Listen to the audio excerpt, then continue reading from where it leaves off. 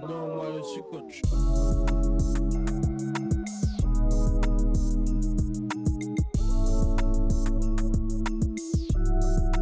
Moi je suis coach. Alors, bonjour à tous, on va se retrouver pour ce 9e épisode déjà, cette fois-ci avec Benoît Pedretti. Bonjour coach, vous allez bien? Bonjour, très bien, merci. Alors, on va revenir sur votre parcours de joueur, mais surtout d'entraîneur, pour revenir sur votre début de carrière. Le foot, il apparaît quand au début de votre vie? Le foot, il apparaît très tôt parce que j'ai un de mes deux grands frères qui jouait au foot et depuis tout petit, en fait, je le suis sur le terrain. Donc, voilà, j'ai toujours eu un ballon au pied, mais plus officiellement, on va dire en club, j'ai commencé à l'âge de 8 ou 9 ans, je crois, dans le club de ma ville. Cette carrière, elle va être très bien en Ligue 1 et en équipe de France. Pour retracer cette carrière, tu as été un joueur de différents clubs en France et international français. C'est quoi ton meilleur souvenir en club? Ouais, c'est dur d'en définir un. Il y en a beaucoup. Ou tes meilleurs souvenirs? Après, on est plus marqué par les clubs. On est resté un petit peu plus longtemps. Voilà, Ouais, forcément. Sochaux, le club de mes débuts, parce que c'est chez moi et c'est là que j'ai débuté à jouer en pro. Et bien sûr, Auxerre aussi, où je suis resté assez longtemps, 5 ans. Où on a passé des super moments avec la Ligue des Champions. Après, il y a tout. J'ai découvert la Ligue des Champions avec Lyon, un Ouais. titre de champion de France. Donc, tu vois, tous les trophées, ça reste, on va dire. On a vécu des bons moments dans tous les clubs dans lesquels je suis passé. Marseille, où je passais un an, où c'est un petit peu le club de mon enfance que je supportais. Ouais. La chance de pouvoir jouer au Vélodrome. Enfin, Lille, pareil, un grand club avec un centre d'entraînement, avec un nouveau stade. Ajaccio, sur la fin, un petit peu différent, un club qui est différent, mais tout aussi familial et où on a pris du plaisir. Et puis j'ai fini à Nancy, pareil, où on a réussi à remonter en Ligue 1, mais on est redescendu un an après. Ouais. Mais voilà, c'est des trophées, c'est des coéquipiers, c'est des aventures. En fait, l'aspect humain, il a été hyper important dans tous les clubs dans lesquels je suis passé et j'ai pris énormément de plaisir dans tous ces clubs. Et justement, t'es passé par plusieurs clubs. Ça t'a permis, tu penses, dans ta carrière d'entraîneur, d'avoir une meilleure vision? Bah, d'avoir différents styles d'entraîneur, oui. Et, parce que le fait de connaître plusieurs clubs, plusieurs entraîneurs, Ouais. tu t'identifies un petit peu à eux et tu te dis, tiens, bah, lui, j'ai pris du plaisir avec lui, j'aimerais reproduire un peu les mêmes choses. Lui, cette partie-là, ça me plaît. L'autre, voilà, tu prends un peu chez tous les coachs que j'ai pu connaître pour essayer de se créer, tout simplement. Et puis après, bah, c'est toi et tes idées qu'il faut mettre en place. C'est qui le coach avec qui t'as le plus partagé de vision, justement? Ouais, il y en a plusieurs. Le premier, c'est sûrement Jean Fernandez, parce que c'est lui Ouais. qui m'a fait débuter, qui m'a fait connaître le métier, qui m'a fait travailler. J'ai travaillé énormément avec lui, donc voilà, je connais ses méthodes et sa passion pour le jeu, donc la passion qu'il peut avoir et sa capacité à faire progresser les jeunes joueurs. C'est hyper intéressant. Après, j'ai connu Rudy Garcia, qui est un entraîneur aussi de très haut niveau tactiquement, Ouais. où j'ai pris énormément de plaisir parce qu'il fait super bien jouer ses équipes et on se régalait. Euh, c'est dur d'en citer que deux, mais voilà, j'ai beaucoup appris. Olivier Pantaloni, par exemple, un entraîneur qui est inconnu que j'ai eu à Ajaccio, qui fait un excellent boulot avec Lorient, qui est quelqu'un de très humain, qui connaît très bien le foot. Je pense que Lorient, ça arrivait presque tard pour lui. Je pense que s'il n'est pas corse et s'il n'a pas été aussi longtemps à Ajaccio, il aurait pu largement prendre Ouais. l'opportunité d'entraîner plus haut. Mais ouais, je suis content pour lui qu'il ait eu la chance parce que j'ai toujours dit que c'était un très bon entraîneur, autant sur le plan humain que sur le plan footballistique. Donc voilà, je suis content de le voir réussir aussi à Lorient. Et t'as toujours des contacts avec eux? Oui, la plupart, oui. J'ai oublié Guy Lacombe, pardon, avec lequel j'ai pris énormément de plaisir à Sochaux, qui est aussi sur le plan tactique et sur le plan d'analyser l'adversaire, quelqu'un qui est très très fort. Et oui, je les ai de temps en temps en texto où on arrive à se croiser sur un match ou ailleurs. Ouais. Donc oui, c'est toujours plaisir de partager le football avec des personnes justement qui sont passionnées et qui aiment ça. Tu l'as dit, t'as terminé ta carrière à Nancy après 3 saisons au club, pardon. Comment cette fin de carrière tu l'as vécue, ta toute dernière saison? Bah, la dernière saison était compliquée parce que j'avais vraiment mal au genou et je Ouais. pouvais plus jouer. Et à un moment donné, quand tu peux plus jouer à ton niveau, ou au moins un minimum, parce qu'avec l'âge, c'est sûr qu'on vieillit, c'est plus compliqué sur le plan physique, mais là, quand tu sens que tu peux même plus rendre service à l'équipe, voilà, moi, j'avais pas envie de faire les 6 mois de trop ou l'année de trop. Donc, quand on m'a Ouais. proposé de passer dans le staff, j'ai accepté parce que j'avais envie plus tard de le faire et c'est une opportunité que j'ai eue sur le moment et voilà, pour moi, c'était mieux d'arrêter. Justement, passer dans le staff presque directement après la fin de ta carrière, c'est ce qui t'a été présenté quand t'as signé à Nancy? Non, pas du tout, non. Non, tu vois, parce que même au début de l'année, quand j'ai re-signé 1 an en tant que joueur, Ouais. pour moi, c'était l'envie d'y aller 1 an par 1 an, et puis on verra petit à petit. Mais sur ces 6 premiers mois où, comme je dis, j'ai été pas mal blessé, j'arrivais plus à m'entraîner tous les jours. Donc, c'est compliqué quand tu t'entraînes pas de garder un bon niveau. Et puis voilà, c'était un peu trop compliqué, voilà. Je prenais Du coup, moins de plaisir sur le terrain et quand tu prends moins de plaisir, ouais, ça s'est ressenti forcément. quand t'as mal tous les jours, ben voilà, ça te ressent sur ton niveau et ça sert à rien de faire trop et valait mieux s'arrêter là. Du coup, quand t'étais blessé, par exemple, tu t'accédais avec le staff à réfléchir à des choses déjà ou pas? Ouais, je me rappelle, j'avais été blessé à un petit moment. C'était Vincent Ognon à l'époque qui était l'entraîneur avec José Martinez comme adjoint. Et tu vois, j'avais Ouais. travaillé sur de la vidéo. Par exemple, j'avais analysé l'adversaire qu'on avait joué, le Ok. système de jeu et tout sur un match et ça m'avait plu déjà. Donc voilà, après il m'arrivait fréquemment de discuter avec Vincent Ognon et puis avec José, l'adjoint de l'époque. Pas sur la tactique parce que j'étais encore joueur et je pouvais pas me permettre, mais plus sur l'adversaire, sur ce que je ressentais, leurs failles, leurs points forts et c'était assez intéressant comme échange. Ouais, ça, c'est ce moment-là, du coup, tu t'es dit, c'est ce que je veux faire après ma carrière de joueur. Ouais, voilà, tiens, ça me plaît et j'ai envie de continuer là-dessus. Donc après, ben, sont venus les étape par étape, on va dire. C'est complètement différent, hein. Je pense que quand t'es joueur, tu te rends pas compte du métier d'entraîneur, de toutes les facettes, de tout le travail qu'il y a à faire. Non, tu peux pas t'imaginer, en fait. Quand tu dis que tu te rends pas compte, par exemple, c'est sur quoi que toi, du coup, t'as évolué sur ta vision? Sur les préparations d'entraînement, alors t'as Ok. les entraîneurs qui s'embêtent pas, hein, qui font la même chose toutes les semaines et qui réfléchissent pas Ouais. énormément sur le contenu.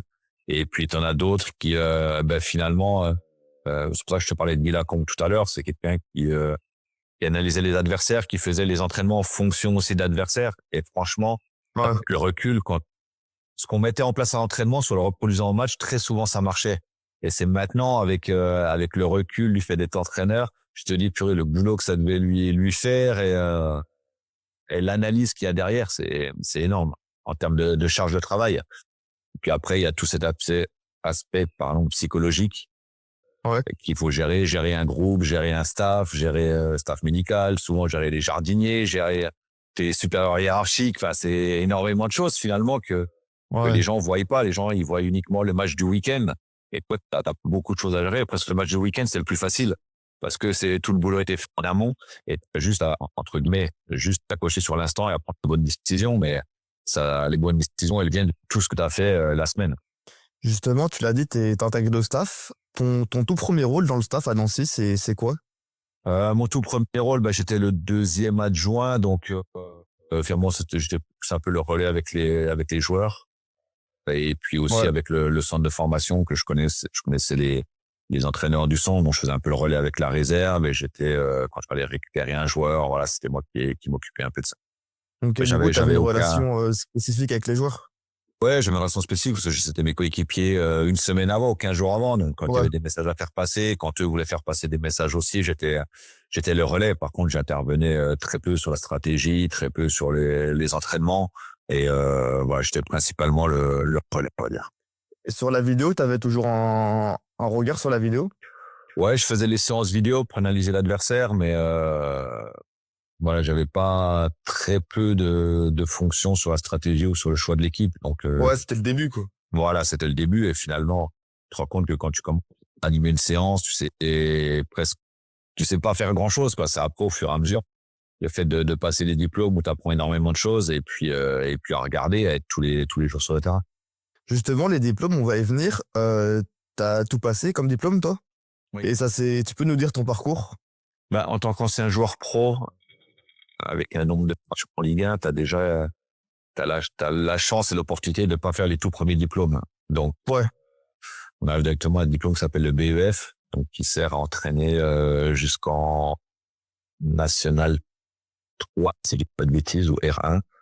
Donc c'est le premier diplôme, c'est un niveau régional, on va dire, où tu apprends les bases, on va dire les bases, Ok. les termes spécifiques des entraîneurs, parce que tu vois, quand tu joues, Ouais. tu as des termes, mais là-bas c'est vraiment des trucs spécifiques, donc il faut apprendre un petit peu tout ça. Tu te mets à l'ordinateur parce que c'est beaucoup de PowerPoint, beaucoup de choses comme ça, d'analyse du club, d'analyse de ton équipe. Donc voilà, le premier il est plutôt assez simple et intéressant. Le deuxième c'est le DES qui te permet d'entraîner jusqu'en National 2 Mm. et puis U17, U19 nationaux dans des centres qui lui est plus sur tu pousses un petit peu plus sur le plan tactique au niveau du football. Et puis aussi sur l'organisation du club dans son ensemble. Tu as Ok. aussi cette partie chef de projet où tu dois gérer, tu dois créer quelque chose pour ton club, si tu veux, mettre en place une action pour que ton club s'améliore. Donc ça, c'est intéressant pour se retrouver en tant que chef parce qu'il faut manager, il faut trouver des finances, des ressources, Ouais. et comment une expertise en début pour voir quels sont tes besoins par rapport à ton club, parce que un club pro n'a pas à avoir les mêmes besoins qu'un club amateur, donc c'est bien trouver le projet idéal à mettre en place. Et puis après le BEPF qui te permet de tout entraîner finalement, où là c'est basé quasiment uniquement sur le football de haut niveau, vraiment des points spécifiques dans l'entraînement, et puis après sur la gestion humaine, sur le management, la relation avec les médias aussi. On t'apprend Ok. aussi à travailler là-dessus, et celui-là est vraiment très intéressant pour se connaître soi et puis aussi pour savoir gérer un staff, un groupe. Il est vraiment très très intéressant, très très dur Ouais. parce que c'est énormément de sessions et très peu d'élus parce que tu es 10 par an. Mais par contre, il est hyper enrichissant et il permet vraiment de progresser et de se connaître mieux. Et quand on se Dans, connaît, c'est toujours plus facile de coacher les autres. Ouais. dans ton année au BEPS, c'était qui les autres coachs avec qui t'as passé la formation? Et il y avait Mathieu Chalmé, qui est Ouais. un ancien joueur qui aujourd'hui est à Annecy, qui est coach adjoint à Annecy. Il y a Dimitri Farbot, adjoint de Bruno Genesio à Lille. Sinon, il y avait Nicolas Rabuel, qui aujourd'hui est à Épinal, qui a entraîné Valenciennes. Sinon, il y a d'autres entraîneurs qui sont aujourd'hui en National et National 2, quoi. Et en étant joueur, tu penses que t'as une meilleure connaissance du terrain et des principes tactiques ou pas du tout? Les principes tactiques, on va dire ça peut s'apprendre parce que Ouais. on voit des coachs qui n'ont jamais été joueurs et qui sont très forts tactiquement, tout simplement. Par contre, je pense que quand tu as été joueur, tu as un certain ressenti du Ok. terrain, t'as des idées, le ressenti du joueur tout simplement, ce qu'est un groupe, comment on réagit quand t'es remplaçant, quand t'es pas dans le groupe. Voilà, je pense que ça nous aide là-dessus, et puis d'avoir vu différents scénarios aussi. J'ai joué la Ligue des Champions, j'ai joué le maintien en Ligue 1, j'ai joué le maintien en Ligue 2, j'ai joué la montée en Ligue 2. Donc c'est beaucoup de choses que j'ai pu avoir aussi en tant que joueur qui me servent en tant qu'entraîneur. Et justement, ce passé de joueur, du coup, ça t'a permis d'avoir un meilleur impact psychologique et de management sur tes joueurs en tant qu'entraîneur? C'est difficile aussi parce que les générations changent, donc je peux dire que Ouais. ça m'a énormément aidé. Tous les joueurs sont différents. Ce que je sais, c'est qu'il faut pas traiter les joueurs. Il y en a, c'est différent. Il y en a qui ont besoin qu'on les secoue et pour donner leur meilleur. T'as d'autres qui ont besoin. Et c'est vraiment un peu du cas par cas. Ouais. Et oui, là-dessus, il faut être hyper pointu. Ben, voilà. Il y en a, c'est important. Ils ont une famille derrière. T'as énormément de choses à gérer et à comprendre. Et donc, en étant ancien joueur, ouais, je sais que ça peut impacter un joueur qui vient d'avoir un enfant. Oui, ça impacte parce qu'il y a la fatigue, parce que derrière il y a beaucoup de choses à faire. Donc, il faut y penser. Mais ayant passé ça en tant que joueur, je sais que ça m'aide aujourd'hui en tant qu'entraîneur. Ok. Ne pas négliger ces petits aspects qui finalement sont hyper importants, quoi. Parce que si un joueur est bien dans son Ouais. quotidien, est bien dans sa tête, il va donner le meilleur sur le terrain, tout simplement. Justement, tu l'as dit, à Nancy, t'as entraîné la réserve notamment. C'était quoi tes premiers principes de jeu que tu mettais en place avec la réserve? Avec la réserve, j'avais envie plutôt d'avoir une équipe avec la possession, d'avoir le Ouais. ballon, de jouer, essayer de récupérer le plus vite possible. On est avec des joueurs qui sont entre le football d'enfant, on va dire, avec les 19 ans, où c'est encore un football gentil. Et on n'est pas Ouais. encore au haut niveau, mais on joue. Alors, tu as des matchs contre des réserves pro qui sont hyper intéressantes parce que c'est les mêmes catégories d'âge. Donc ça te permet aux jeunes de voir leur niveau par rapport à d'autres clubs pro. Et puis tu as des joueurs, enfin tu joues des matchs contre des joueurs qui sont un peu plus confirmés, qui avancent dans l'âge. Et donc ça permet aux gamins d'apprendre un petit peu le vice que ces joueurs-là peuvent avoir. 30 ans, tu te prends des coups, c'est plus agressif, c'est le football plus d'adultes, et donc Ouais. à progresser aussi là-dessus. Et c'est un championnat qui est intéressant pour ça. Mais bien Et sûr qu'on a envie d'avoir le ballon, de relancer depuis derrière, de prendre des risques. Alors des fois tu te fais attraper, hein, c'est normal, mais quelque part à cet âge encore, le résultat est pas le plus important. Le plus important, c'est de rester à ce niveau-là. Le club voulait pas monter en National 2, donc Hmm. l'objectif c'était vraiment de former leurs joueurs, des fois de leur apprendre un nouveau poste, de les tester à d'autres postes, de jouer dans différents systèmes. Donc franchement, le résultat n'était pas le plus important, on va dire, mais plutôt de continuer de former les joueurs pour les emmener chez les professionnels. Justement, le club, il te donnait des directives ou le staff, genre, par exemple, tel joueur-là, on aimerait bien faire jouer à tel poste-là, on aimerait bien que tu mettes ça comme principe de jeu. Bah ça, c'était des réflexions plutôt avec le directeur du centre et puis Ok. avec l'entraîneur de l'équipe première s'il avait des pros qui redescendaient avec moi. Voilà, c'était un temps de jeu à respecter, un poste à respecter. Et puis voilà, mais sinon non, avec les jeunes, j'avais quand même pas mal de liberté. Du coup, t'avais un staff déjà en réserve? Non, à Nancy, on était très peu staffé, on va dire, Ok. au centre. On avait par exemple l'entraîneur des gardiens pour toutes les catégories U17, U19, National 3. Ok. Donc moi j'avais la chance, c'est Damien Gregorini qui est un ancien joueur aussi, et il venait avec moi pour les déplacements et pour tous les matchs. Donc c'était un peu mon adjoint, dirigeant, entraîneur des gardiens, il faisait un peu tout, quoi. Ouais, un peu tout.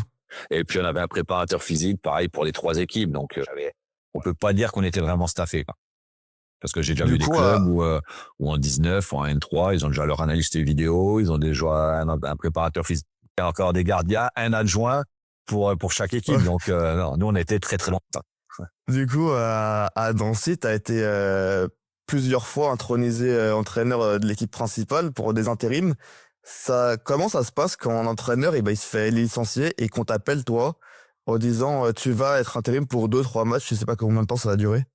Bah, t'es un salarié du club. Donc, à partir de là, t'es là pour ton club et on te demande de prendre le relais pour 2, 3 matchs. Donc, t'es là et tu fais le meilleur pour que ça parte bien, justement, sur le court terme. Et puis après, pour donner la main pour l'entraîneur suivant, quoi, tout simplement.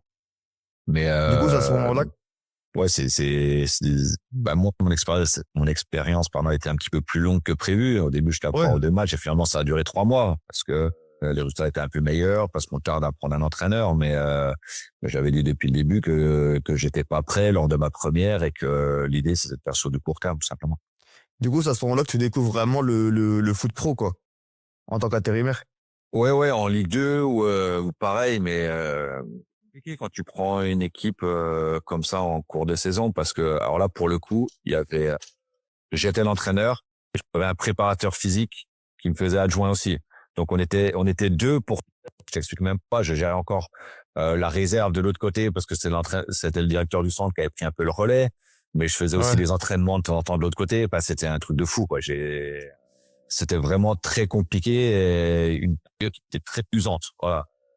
Je veux dire, quand ça s'est arrêté, quand j'ai décidé d'arrêter au bout de 2 mois et demi, c'est parce que physiquement j'étais mort et que c'était Ouais. c'était impossible d'enchaîner. Quand je dis tout seul avec avec uniquement un préparateur physique et alors il était hyper compétent, enfin il est hyper compétent et en tant qu'adjoint c'était toxique, mais c'était impossible à gérer. Je faisais encore les réunions avec le centre. Enfin, franchement, c'était un boulot de dingue. C'était pas possible. Du coup, ça veut dire que tu devais gérer genre 2 séances d'entraînement, enfin, une avec la réserve, une avec l'équipe principale. Non, non, non. Après, alors la réserve, elle gérait avec les 19. Tu vois, on avait redéfini les groupes Ouais. ensemble, mais je faisais encore toutes les réunions avec le centre, parce qu'on faisait des réunions toutes les semaines. Je faisais des réunions pour le centre par rapport aux effectifs. Donc j'allais au centre, je redescendais après pour faire l'entraînement en bas. Enfin, ouais, C'est un bordel, quoi. ouais, exactement. J'osais pas le dire, mais c'était à peu près ça. Et quand tu te disperses, bah, tu peux pas faire du bon travail sur le long terme. C'est impossible. C'est impossible. Ouais, bah ouais, forcément. Par la suite de ta carrière, t'es repassé par la réserve et après t'as évolué dans le club jusqu'à être entraîneur principal cette fois-ci de l'équipe A. C'est ton évolution dans le club, ça a été de la confiance que t'as eu? Alors je sais pas si c'était de la confiance ou si c'est parce que j'étais là tout simplement et c'est moi qui ai fait l'affaire. Enfin, quand j'ai repris en national, bah voilà, le président avait décidé de changer l'entraîneur et comme j'avais fait un premier intérim qui avait été assez intéressant, on Ouais. m'a donné le poste tout simplement. C'est pareil, encore une fois, on m'a donné le poste dans des conditions où au début, j'étais pas non plus encore énormément staffé, voilà, tout simplement. Ouais. Euh, avec un groupe avec des joueurs que tu n'as pas choisis, enfin, avec un effectif sans directeur sportif, avec à l'époque, c'était le président Gagné qui était président, qui gérait un peu tout et Ouais. qui n'était pas basé sur Nancy, donc ouais, encore des conditions compliquées, quoi. Voilà.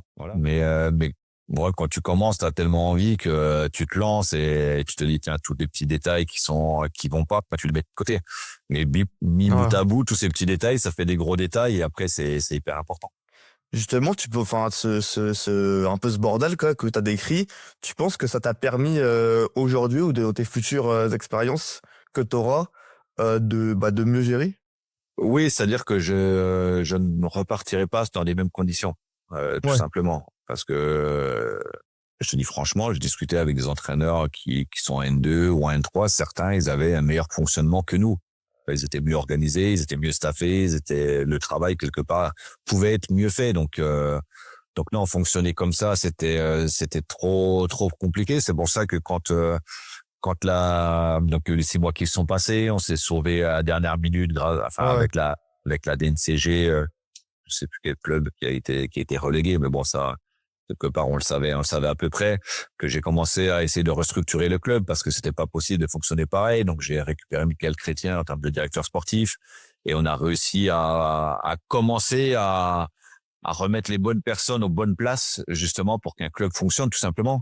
Donc, pareil, par rapport au salaire, c'était très mal géré. Enfin, il y avait Ouais. des proportions de salaire dans le club même, pas uniquement au niveau des joueurs, mais dans le club qui était impossible.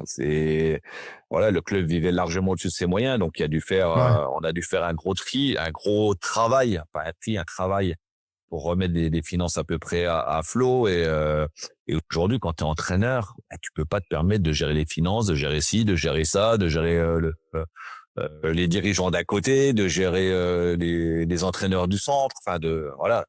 Et c'est ce que j'ai fait pendant toute l'intersaison. Donc en plus du recrutement, parce qu'il y Ouais. avait personne qui recrutait au club, donc ça a été ouais, c'est-à-dire on n'était vraiment pas structuré comme un club entre guillemets professionnel. Ouais, t'avais plusieurs casquettes à la fois, quoi. Donc enfin, t'étais et DS, et entraîneur, et recruteur et tout. Ça pouvait pas. C'est ça, j'ai passé une intersaison où je devais gérer les agents, je devais gérer les joueurs, les agents de joueurs sur place, les agents de joueurs que tu voulais recruter, mais le téléphonique commençait à 8 heures du matin, il terminait à 22 heures, donc c'était ouais, voilà, je faisais entre guillemets tout. On était 4 au club, hein. Ouais. Donc il y avait le président Jean Audet qui avait donné un coup de main pour la DNCG, qui était là et en termes de connaissance de la ligue, du fonctionnement de la Fédé, c'était quelqu'un d'excellent. Ouais. Il y avait la comptable du club, pareil, qui s'occupait de toute la partie financière, qui a fait un boulot aussi incroyable. Et puis une autre personne, Nabil, qui est le stadium manager, mais qui s'occupait aussi un peu de tout le fonctionnement du club. Donc à une époque, on Bah était ouais, à 4, et 4 puis gérer un moi. club, c'est impossible. Donc on était 4 à gérer tout un club, hein. À restructurer toutes les équipes, à restructurer bah, tout, parce qu'on repartait quasiment d'une feuille blanche. Donc Ouais, de presque rien, ouais. voilà. Et puis on avait l'actionnaire qu'on avait en visio 2, 3 fois dans la semaine, qui est indien mais qui vit aux États-Unis. Donc avec les décalages horaires, ça nous Ouais. faisait des horaires incroyables aussi. Et en plus, après, il fallait gérer les entraînements. Donc, encore une fois, c'était énormément de boulot, mais on l'a fait pour le bien du club, pour le bien des salariés qui étaient encore là pour que le club survive, quoi. Justement, le début de la saison, tu peux nous raconter ce début de saison-là? Bon, en fait, on a un plan en début de saison où les finances, elles sont vraiment très compliquées. Donc, on Ouais. prévoit de faire un effectif limité, hein. Si tu veux, j'avais 4 joueurs qui étaient du niveau national. Et puis après, on avait dit, on complète avec tous nos jeunes du centre de formation. Et puis, au fur et à mesure de la saison, si financièrement on a réussi à diminuer parce que le club vivait dans un autre monde, hein. On n'était plus au Ouais. niveau du championnat national. Donc, on devait faire des économies un peu partout. Quand ces économies seraient faites, on pourrait recruter d'autres joueurs justement pour améliorer l'équipe. Donc, le projet, c'était ça. Avec une première année, l'objectif, le maintien. Et puis, la deuxième année, vraiment essayer de monter, quoi. Donc, on fait un début de saison où je te dis les premiers matchs, je crois que tout mon banc de touche, c'était des joueurs qui jouaient en N3. Ok. N3 limite, si tu veux. Donc, Ouais, limite. voilà. Donc, si tu as les premiers matchs, on est en effectif, on fait que des bonnes prestations, mais finalement, tu tiens pas le coup sur tout le long du match. Sur le long terme, forcément. Voilà, et des matchs que tu aurais pu gagner, tu fais un match nul et tu te rends compte que tu n'avances pas forcément, quoi. Donc, tu prends un peu de retard au début. Donc voilà, et c'est avec une reprise qu'on a fait, j'ai oublié une reprise qu'on a fait très tard, 15 jours après les autres, le temps qu'on valide, que les actionnaires mettent l'argent. Donc tu te retrouves à commencer le championnat après 4 semaines de préparation. Donc il nous en manquait largement avec des gens qui sont arrivés au fur et à mesure. Donc bien sûr qu'on était en déficit de préparation et les débuts de championnat étaient moyens parce que voilà, tu as mis du temps à avoir des joueurs et que tu n'étais pas prêt physiquement et c'était un peu dur, quoi. C'était un peu dur. Justement, en plus, le national, c'est un championnat hyper physique et hyper dur. Ouais, c'est un championnat qui est compliqué parce que t'as pas du talent, on va dire, pour dominer tous tes matchs. Alors, à part Ouais. une équipe de temps en temps, l'année dernière, le Restac était au-dessus, ils ont largement dominé. L'année d'avant, il y avait eu Concarneau, pareil, qui était une équipe qui était très très forte, mais généralement, le premier peut perdre contre le dernier sans problème, tu vois, sans il y a pas énormément Ouais. d'écart entre toutes les équipes. Donc, les matchs se jouent à très très peu de choses, à une occasion, à un arrêt, à un penalty, à un hors-jeu. Voilà, c'est vraiment très serré. Donc ouais, championnat compliqué. Il faut être prêt physiquement, il faut rien lâcher. Et sur le début du championnat, on n'était pas prêt encore, mais normal par rapport à notre Ah. retard qu'on avait pris. Justement, au mois de novembre, tu vas être licencié. Comment tu l'as vécu et comment ça s'est passé? Comment ça s'est passé? Ben, écoute, je faisais l'entraînement Ouais. le matin, tout simplement. Et puis après Ok. l'entraînement, j'ai un appel du président et qui me dit ah, on peut se voir et tout. Et puis là, on se voit, bon, ben Benoît, j'ai décidé d'arrêter, c'est fini pour toi. Voilà, sans discussion avant, sans entre guillemets, être prévenu. Tu Ouais, c'est vois, directement sur le tas, il te l'a dit, quoi. voilà, sans autre discussion, sans rien. Ça arrivait comme ça, je suis en train de dire, du jour au lendemain, je te dis, le matin, je faisais l'entraînement, je parlais du match, du prochain match avec les joueurs. Et 2 heures après, on vient de te dire que c'est plutôt l'entraîneur. Donc, c'est des conditions assez particulières. Euh, Quand on sait tout ce que j'ai pu faire pour le club, alors Ouais. c'est normal, on va dire, parce que c'était mon rôle, mais j'attendais un tout petit peu plus de reconnaissance ou peut-être tout petit peu plus de temps. Voilà, je peux comprendre, il y avait des impératifs, quoique la première année, l'objectif, c'était le maintien. Mais voilà, j'espérais un tout petit peu plus de tact, on va dire, sur le plan humain par rapport à ce qui s'est passé. Bah, surtout que tu as restructuré le club, toi et les cadeaux que tu as dit. Surtout, voilà, par rapport à ça. Mais c'est comme ça, hein, voilà. Maintenant, je connais le foot. Maintenant, je le connais encore un petit peu plus. Et je sais que l'aspect humain, il compte de moins en moins, on va dire. Et que bah, c'est comme ça, t'es là, t'es un employé comme les autres, finalement, tu utilises, quand t'es bien, quand t'es pas bien, c'est fini pour toi, et voilà. On parlait de Pierre Sage, hein, une actualité récente, quand je vois le travail qu'il a fait, et comment il a été remercié, aujourd'hui, je peux pas me Ouais. plaindre, tu vois. Ouais, je vois ce que Ça tu veux arrive dire. aussi dans d'autres clubs, et le boulot énorme qu'il a pu faire, et comment ça s'arrête, bah, voilà, c'est très dommage. Justement, toi, en tant qu'entraîneur, pas toi à titre personnel, mais les entraîneurs au sens large du terme, vous êtes souvent le premier fusible. Tu Mhm. penses que c'est un problème actuellement? On a toujours dit, c'est toujours plus facile de virer une personne ou un staff de 3-4 Ouais. plutôt que 20 ou 25 joueurs. C'est comme ça. C'est le métier qui veut ça. Il faut être préparé et ne pas Mm. se plaindre quand ça arrive parce qu'on le sait au départ. Donc, tu acceptes des règles du Ouais. jeu, que voilà, c'est comme ça. Et aujourd'hui, je te dis, j'étais peut-être un peu naïf de penser que dans un club comme Nancy, tout ce que j'avais fait avant, j'allais avoir un petit peu plus de crédit. Bah, finalement, non. Donc, on est tous logés à la même enseigne, tout tu sois. Peu importe ce que tu as fait, tu seras jugé uniquement sur les résultats présents, tout simplement. Bah, et pourtant, à Nancy, pour y revenir rapidement, tu avais un projet à long terme. Tu penses que avec ce projet à long terme, tu aurais pu atteindre des objectifs? impossible de le dire comme ça avec le recul parce Ouais. que c'est trop compliqué. Le foot, c'est On sait aléatoire. Je jamais, serais tenté mais de te dire, on sait jamais. ouais. Mais l'idée de repartir, de restructurer, d'avoir un projet une première année avec un groupe de joueurs que tu pouvais avoir pour le temps de recruter pour la deuxième année, pour avoir vraiment des joueurs par rapport à ton projet de jeu. Oui, j'espérais faire mieux, tout simplement, et être dans le haut de tableau. Maintenant, tout le monde va dire, c'est facile, tu dis ça maintenant, mais quand tu y étais, Ouais. l'équipe, elle était relégable et que, voilà, mais dans le football, c'est tellement compliqué. Alors, regarde Manchester City, là, c'était une équipe incroyable. Alors, pour le coup, avec les mêmes coachs, quasiment les mêmes joueurs. Il te manque un ou deux joueurs, tout de suite, t'as un bon Ouais. résultat. Ils perdent 6-7 matchs de suite. Enfin, voilà, il y a que le football, je pense, parce que il y a tellement de données qui sont aléatoires que tu peux pas dire ce que l'avenir nous dira, quoi. Au jour d'aujourd'hui, ton actualité, tu peux nous la dire, qu'est-ce que Benoît Pedretti aujourd'hui il fait actuellement? Qu'est-ce que je fais sur le plan du foot, j'ai un enfant qui a 15 ans, enfin, un enfant, c'est plus un enfant Ouais. maintenant, qui a 15 ans, qui joue dans un club et j'aide un petit peu le club. Ouais. Voilà, dans Tu peux les nous dire le nom du club ou ça te dérange? Ouais, non, non, ça me Comme tu dérange pas, c'est le Cosvillers. C'est à Ouais. Villers-les-Nancy, donc c'est un petit club à côté de Nancy.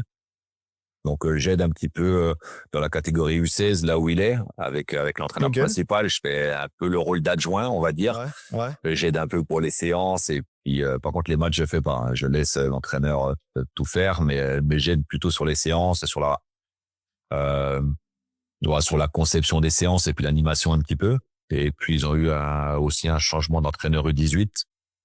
Et donc pour le coup, je prends aussi les entraînements U18 du club et puis j'ai commencé un petit peu les matchs avec eux. Voilà. Ils sont en R1, donc quand je serai disponible, je leur donnerai un coup de main Ouais. parce que je suis pas toujours non plus tout le temps disponible. J'ai une fille qui fait un autre sport, de l'équitation à un assez haut niveau, donc je la suis aussi beaucoup sur les concours. Ça prend énormément de temps. Elle est pas sur Ouais. Nancy, donc je suis souvent en déplacement à droite à gauche.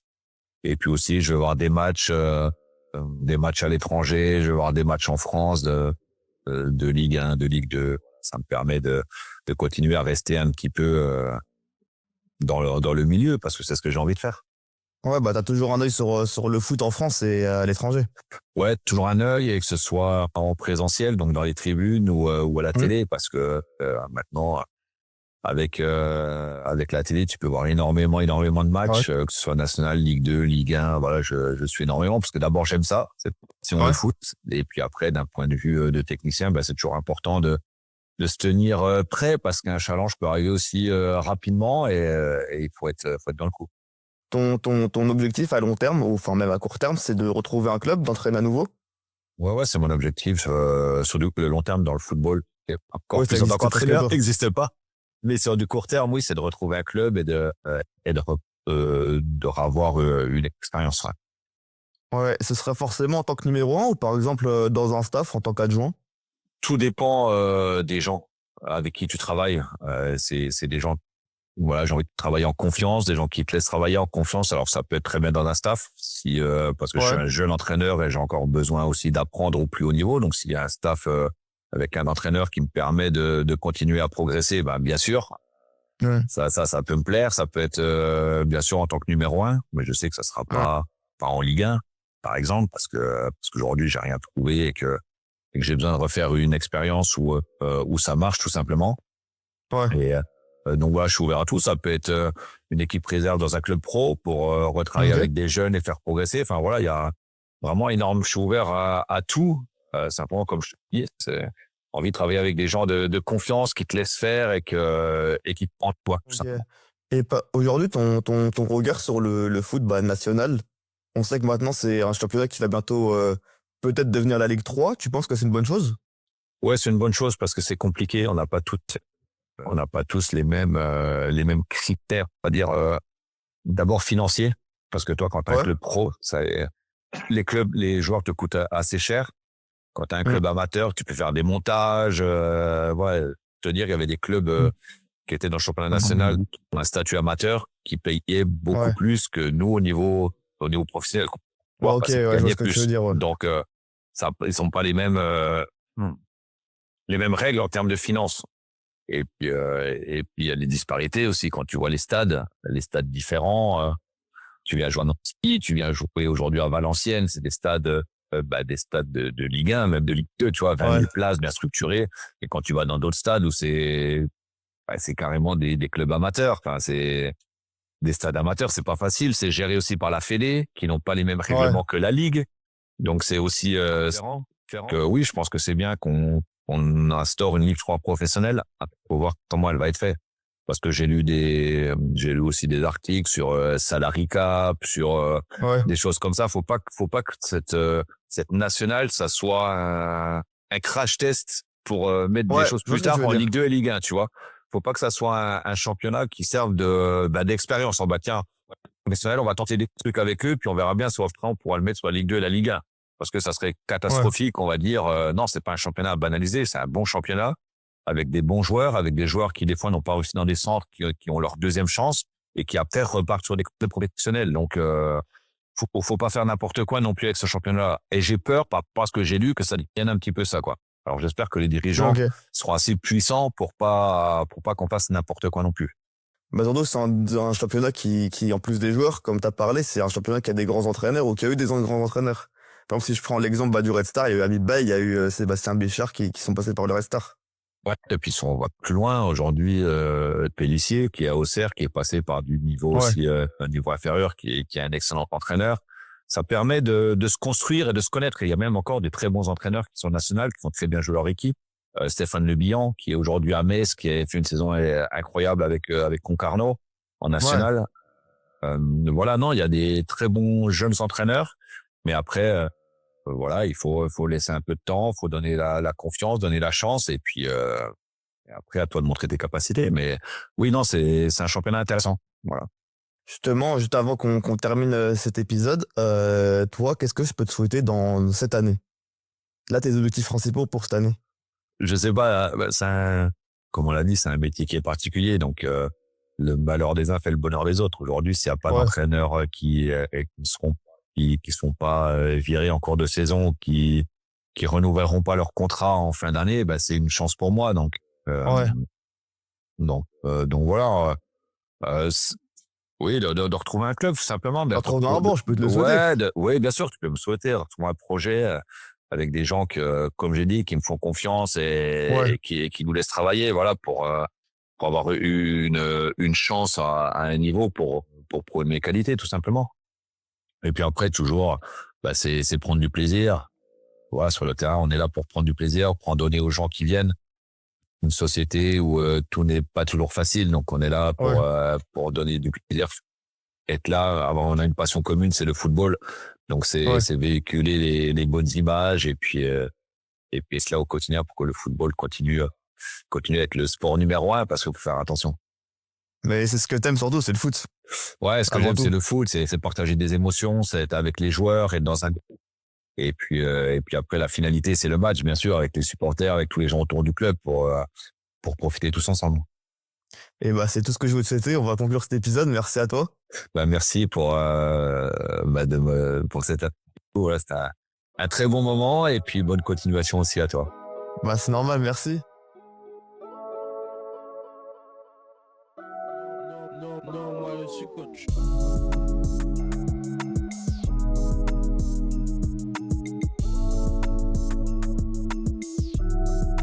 Moi je suis coach.